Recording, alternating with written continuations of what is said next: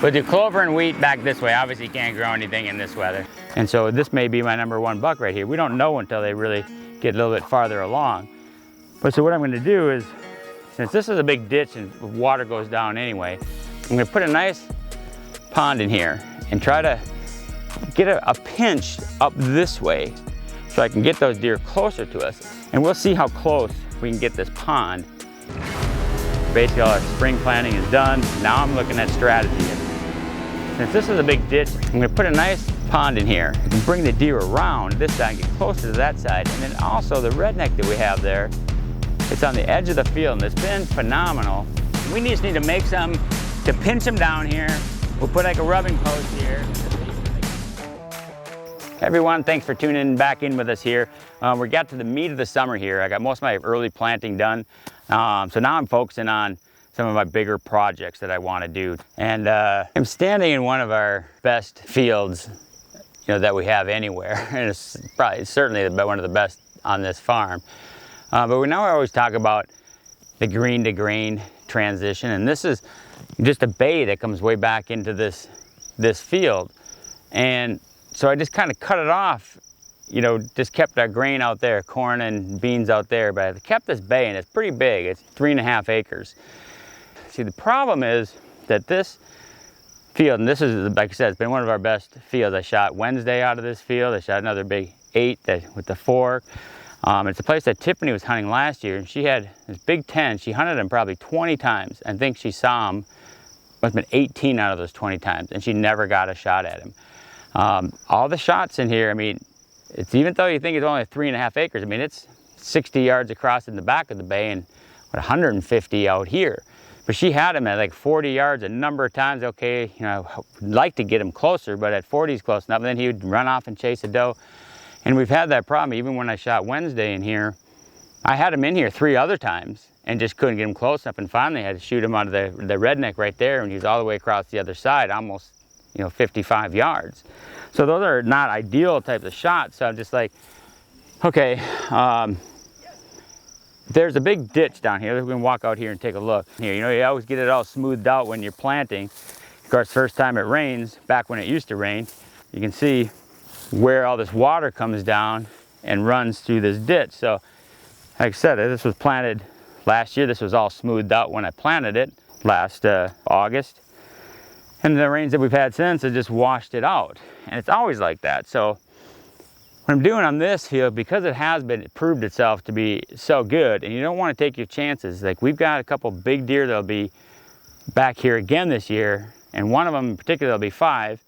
We just have to see what he does. If he blows into, puts on more than 13 or 15% that he did last year, this will be the year to shoot him. And so this may be my #1 buck right here. We don't know until they really get a little bit farther along. But so what I'm going to do is, since this is a big ditch and water goes down anyway, I'm going to put a nice pond in here and try to get a pinch up this way so I can get those deer closer to us. And we'll see how close we can get this pond, because we can't get up too high on this side.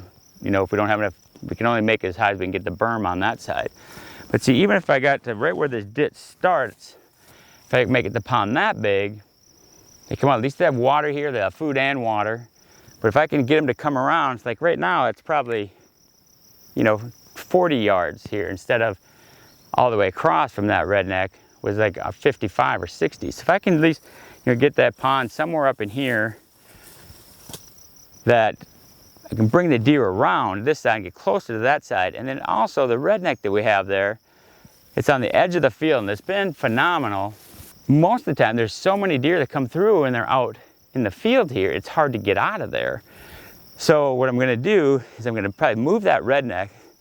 Actually, there's a fence right there too, on the other side of the fence, or at least the ladder on the other side of the fence, because I'd like to have that redneck out from the wood line a little bit, so at least I can see down to the back end. It's like we just put a feeder in down there, so right now, since there's no food here, put a feeder there so I can still keep inventory and have food for deer to come out, so they still work their way out to the cornfield. I want to keep their same routine here. We'll pull that feeder out of here, when it gets to September before we head out west. But for right now, there's no food here. We put it in a feeder there and just keep their routine going. but I want to be able to see from that redneck this entire field. So I'm going to make a trail right through that timber over to our barn over there. So in the evenings, loaded with deer, I can just sneak out the back side of that ladder right through the woods without disturbing any deer. So that's what we're doing right now. Like I said, we're working on our bows and getting ready for season. Basically all our spring planting is done. Now I'm looking at strategy and places where, what deer might I be targeting? We still don't know. I mean, they're coming along to get into their twos and stuff now in antler growth, but we won't know till the end. So we're gonna just say, all right, we gotta start taking some time on our best proven spots to make sure they're killing spots. So that's the plan on this right now. We'll start working on that today. I got a couple more water troughs to get in at feeders and stuff as well, but just want to see what this looks like now, and you'll see what it looks like this fall, and hopefully the improvements will bring all those deer right past us.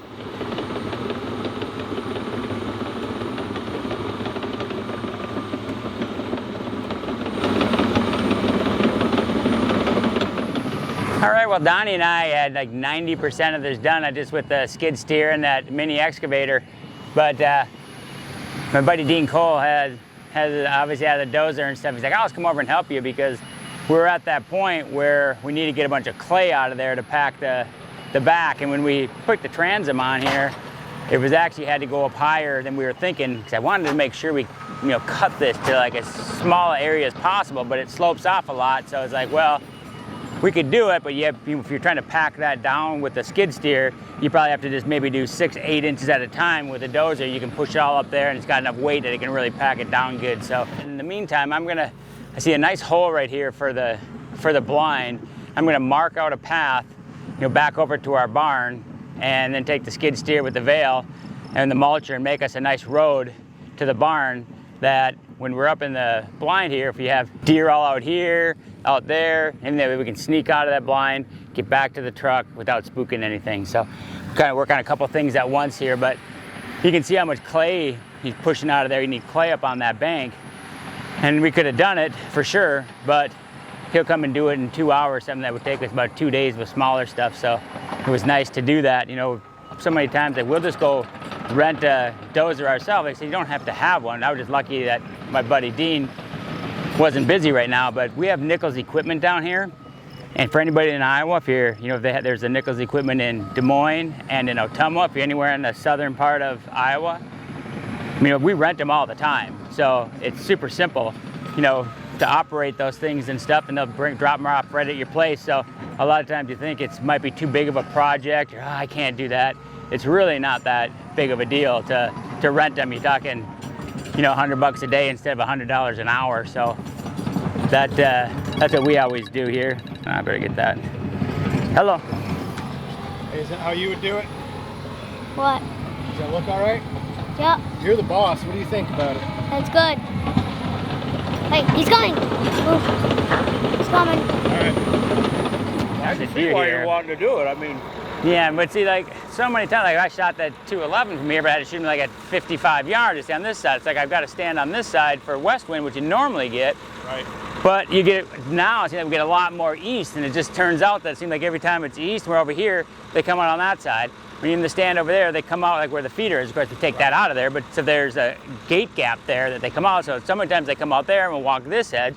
It just seems like it's such a crapshoot. Like Tiffany had that buckle like 15 times last year, and it was just like at 40 yards, oh, I'll shoot him at 40, then he'd chase the doe off. And so I was like, we just need to make something to pinch them down here. We'll put like a rubbing post here and stuff. So even if they come around this way, we'll have that redneck up there, like 40 yards as fast. Try to get them like pinch them through this. And that's why it's like, it has to be so big. Initially I was just thinking of a smaller pond, but then I was like, geez, it's farther away than you think to get to there. I'd like it to be like more like 30, but this is probably like 50 to the edge here. But we'll stop clover right here, start turnips there. There should be water right there. Yeah, and so I said that's going to pinch that up, yes. And then we'll put like one rubbing post out right there, or something, get a buck to come over to hit that rubbing post there and stop them at 28 yards or something like that, Okay, so this is where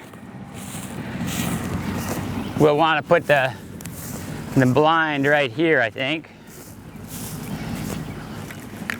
Good idea? Yeah. Okay, so let's just put it right there.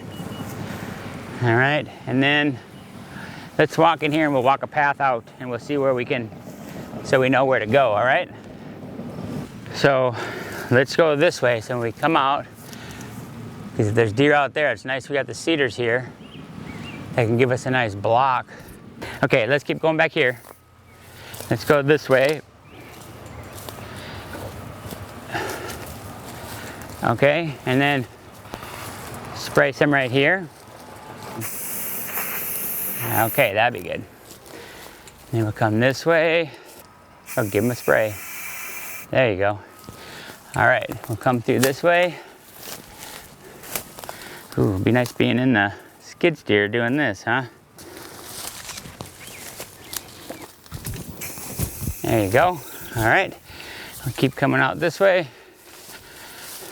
God, they've been laying out in here too, huh? Okay, so see how we can see that orange dot, Cameron? Oh, look at the beds in here. Maybe we can hit this so that way we could park our electric Ranger or our Ranger right here by this big pine tree. Then we'll just walk right in and look, there's nothing to be able to see us. Okay? Perfect.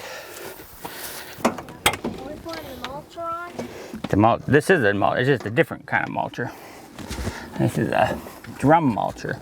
Okay. Casey? Now there.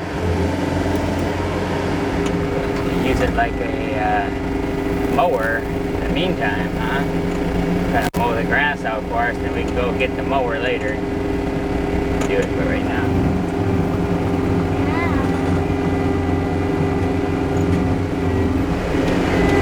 Break it with this, I think with the teeth on this.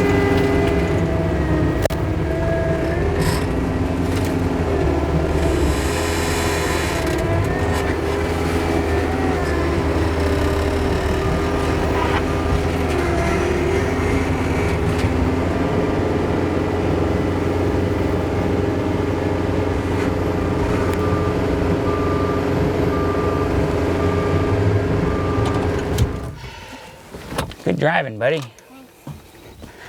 All right, now I gotta get my gloves.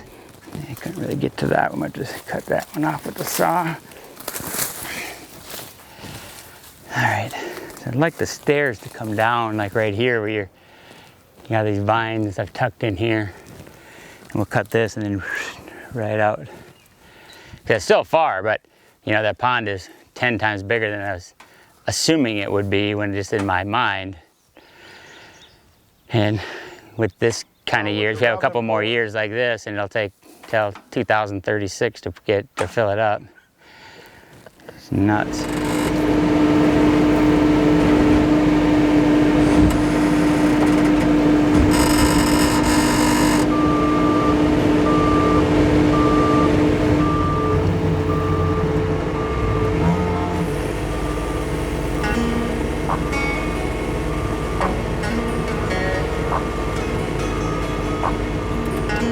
Taking all the bushes with us, huh? Maybe okay.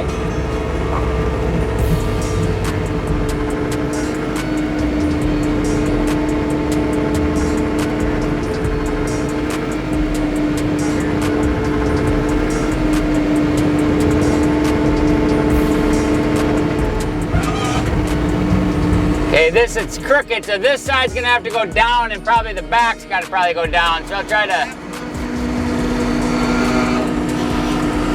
probably put the ladder up and then we'll see if it's straight or not. So we'll drive back out of here. Look at this nice path we got to drive on. Let's, I'll put this up here and then I'll make sure that it seems like it's square and everything up there. I don't mind if it's leaning a little bit forward, especially if they come close where we put that, you shoot down. It's better tipping forward than backward. That's for sure. Yeah, hang Was there pins in these or not? Yep, they're in the inside of. All right. Yeah, we should have had your mom bring a rangefinder, huh? Rangefinder. Mm-hmm. Good job, guys. Okay, so that's good enough for here. Like you can leave that one. we'll dig some holes around here. We'll pluck some cedars and we'll put them around that. So when they start growing, it'll be just a big wall there so we can just pop right through. But all that grass and stuff will grow between there, but we can get out and then we'll just take the trail right back. That worked out good, 'cause I was thinking it was gonna be like 40 something, but he said it's 30, 36 or something, yeah. but we get a rangefinder and see if that's, guess, stepping it off, but yeah, 36, and we'll put a rubbing post right out here, but we'll do that after we get it planted and everything, else to put it in and having to go around it. We'll do clover and wheat back this way. Obviously you can't grow anything in this weather, so hopefully you'll get some rain this fall. So we'll do like a clover field to here, and then around that backside and stuff, I'm gonna do turnips, and turnips up to the corn, so you'll have like a green, and then grain, so you have 2 different ones, but we'll put that rubbing post right on the cut line between the clover and the turnips. So. Yeah, maybe we could probably go back home and start working on our boats, don't you think? Yeah, I think so. But then they got the pipe over here, so I think they're gonna put the smaller bucket on that.